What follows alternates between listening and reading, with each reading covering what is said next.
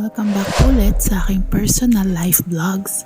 I'm Saisay by the way, and today I'm gonna be showing you guys how I grace myself or beautify my face lock in a very simple way I know. Currently, nag-unbox po ako ng mga new beauty products and I'm gonna try them on and see kung magugustuhan ko. So I don't know why I'm whispering here, and I remembered maybe ako na ilang madisturbo yung mga kasama ko sa room.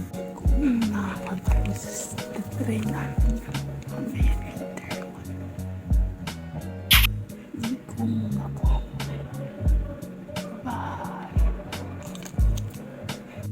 So kakaligo ko na po, and maybe you are all wondering bakit ang payat ko dito. This was filmed last 2023 and this is one of my stock videos that I just decided to edit and upload. Bago tayo magsimula, naglagay na nga po ako ng aking UA whitening cream. Baka gusto nyo pong bumili, PM nyo lang po ako. Ito na nga po ang brow styling gel na nabili ko from Says Lady. First time ko pong mag-try na lagyan ng setting gel ang aking eyebrows. Slight lang po ang pag-open. As far as I know, basain lang po ng konti yung brush niya and then gently apply ng pa-upward motion katulad ng ginagawa ko. Ano ba bakit nahihirapan ako mag-ganito? Super labo po ng mata ko. So hindi ko makita kung ano yung pagmumukha ko. I still need to look at the mirror. Tapos yung mirror medyo malayo pa. So, tapos ang labo pa ng ano. Dapat siguro before I do this, but siguro mag-ano man ako ng contacts. I need to do that first. I need to wear my contacts.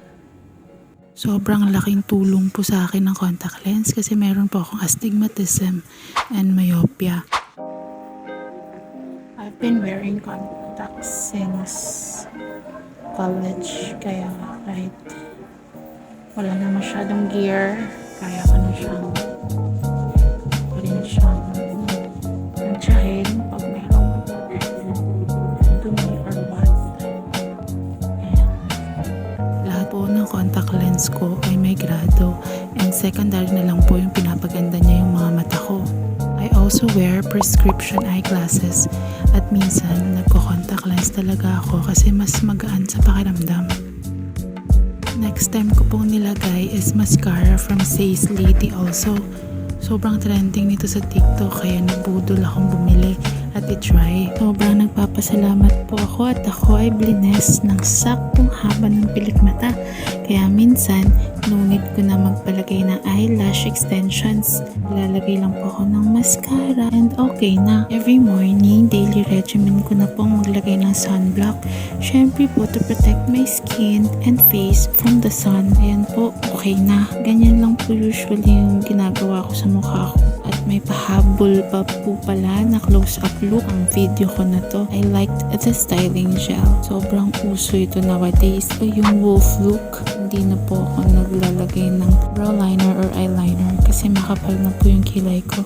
Seldom lang po ako nag-eyeliner. Yung mascara naman po, sobrang ganda niya kasi it gives volume sa aking eyelashes. I hope you like my go-to look every day. This is as simple as it is.